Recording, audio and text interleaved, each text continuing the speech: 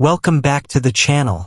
In today's quick and easy guide, we're diving into how to add Datapacks to your Apex hosting Minecraft server. Whether you're looking to enhance gameplay, add new features, or just spice things up, this tutorial will walk you through every step.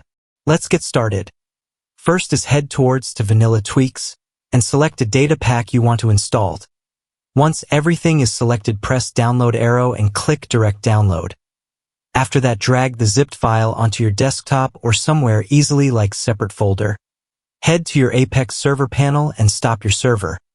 And afterwards, click the FTP file access in the top left corner and log in. On the next page, enter into your world's directory and then press the Datapacks.